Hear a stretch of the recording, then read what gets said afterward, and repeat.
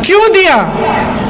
ताकि सारी जो शक्ति है ना लोकतंत्र में वो आपके हाथों में हो, जनता के हाथों में हो। गांधी जी चाहते थे कि ये देश जब बना तो इस देश को जनता ही चलाए, इसीलिए ये लोकतंत्र बनाया गया। इसीलिए जितने भी अधिकार आपको मिलते हैं वो संविधान के तहत मिलते हैं। आप वोट डालते हो, आपको नागरिक माना जाता है, और जितनी भी सरकारी स्कीम है, जो सरकार पैसे भेजती है, जो सरकार राशन भेजती है, जो रोजगार मनरेगा में मिलता है, ये सब इसीलिए मिलता है। तो आपको मालूम होगा कि आज की क्या परिस्थिति है हमारे देश की। जिस तरह एक समय एक अंग्रेजी साम्राज्य था, उससे कोई कम नहीं है मोदी जी का राज।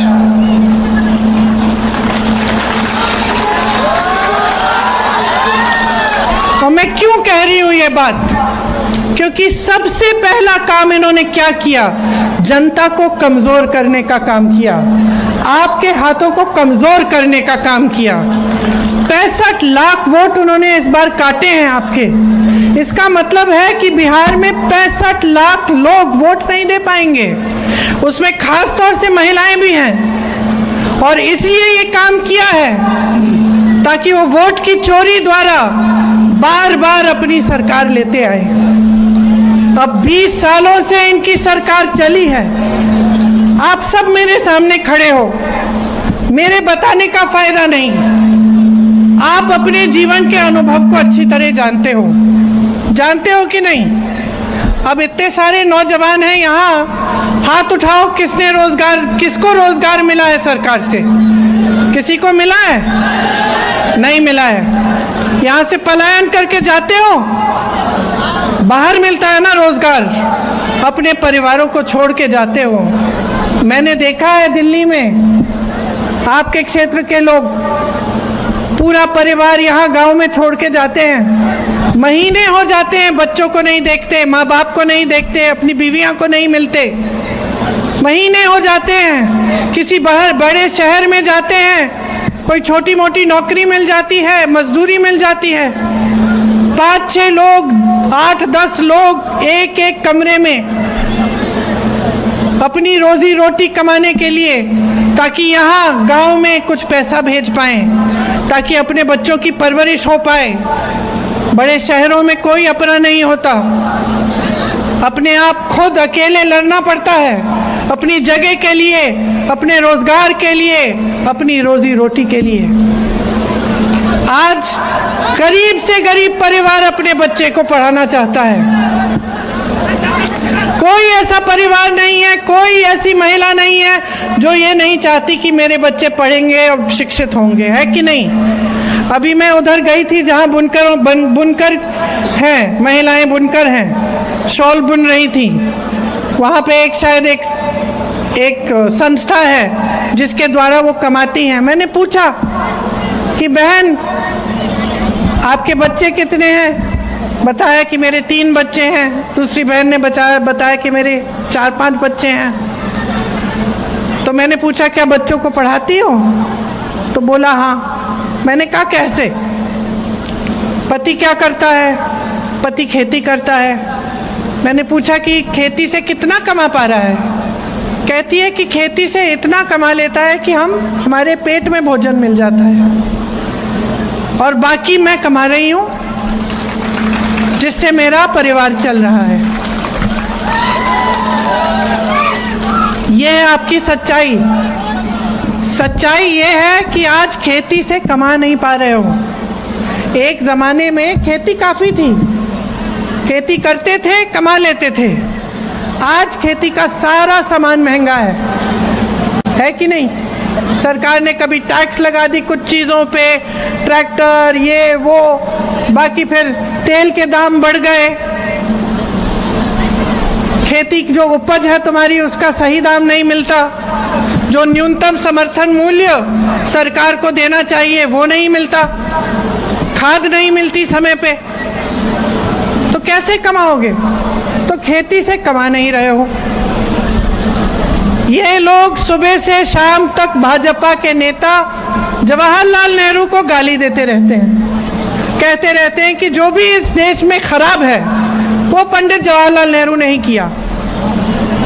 आज अमेरिका में एक अमेरिकन शख्स ने चुनाव जीता, बड़ी शहर है न्यूयॉर्क, वहाँ उन्होंने जवाहरलाल नेहरू की बात की, और यहाँ जवाहरलाल नेहरू के देश में हम रोज रोज भाजपा के नेता उनका अपमान करते हैं। सोचिए, और ये भी सोचिए कि ये जितनी भी उद्योग हैं जो बिहार में लगे, जितनी भी बड़े बड़े उद्योग हैं, जितने भी कारखाने लगे जिससे लोगों को सरकारी नौकरी मिलती थी, उसका क्या किया इन लोगों ने?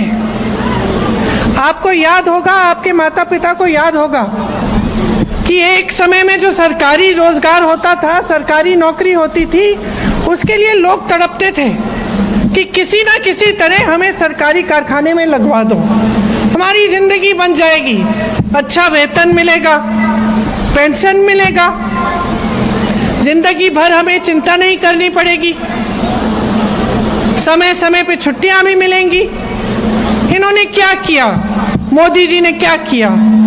सारे बड़े बड़े कारखाने, इस देश के हवाई अड्डे, इस देश के बंदरगाह, इस देश की फैक्ट्रियां अपने दो बड़े बड़े मित्र जो बड़े सेठ हैं उनको दे दी, उनको सौंप दी।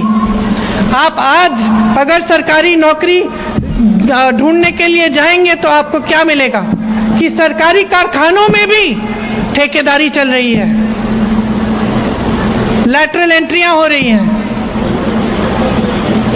इसका मतलब है कि जो देश की संपत्ति थी, जिससे आपको रोजगार मिलता था, आपको नौकरी मिलती थी, वो भी खत्म हो गई। छोटे व्यापारी होंगे, कोई दुकानदार है, कोई अपना छोटा सा व्यापार शुरू करना चाहता है, जैसे ये है, जैसे ये जो शॉल बुनने का व्यापार है, इनके लिए कितनी मुश्किल कर दी है, ये भी नहीं कमा पा रहे हैं। तो अगर आप एक अच्छी तरह से देखें और समझें तो इन 20 सालों में इस सरकार ने क्या किया है?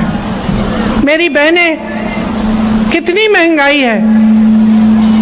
आप आज दुकान जाती हो, छठ का त्योहार है, दिवाली का त्योहार है, कुछ खरीद पाती हो? आधी चीजें छोड़ के आ जाती होगी क्योंकि खरीद नहीं पाती हो, महंगी हो गई है हर चीज, सब्जी महंगी, दाल महंगी, सब कुछ महंगा।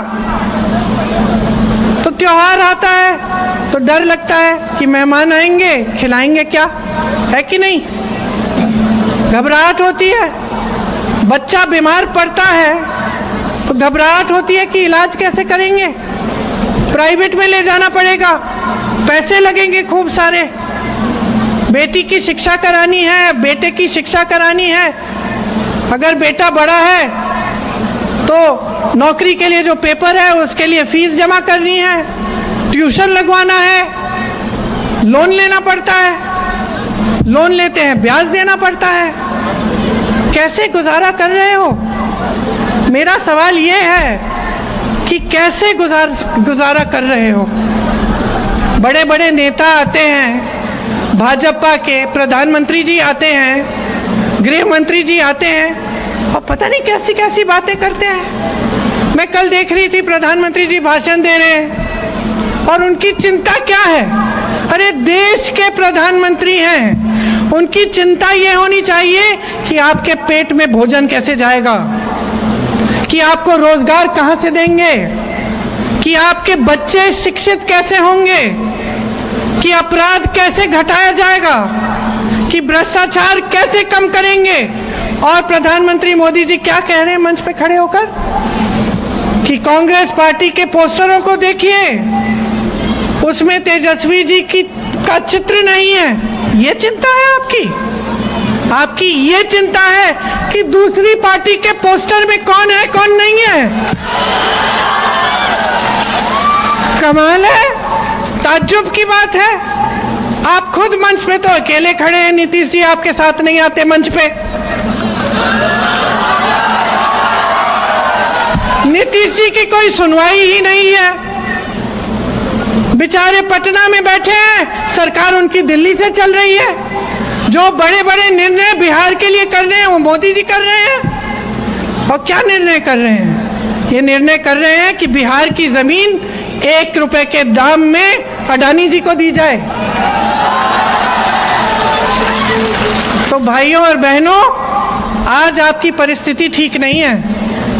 आपको कोई ज़रूरत नहीं है कि मेरे जैसा कोई दिल्ली से नेता आपको ये बात बताए।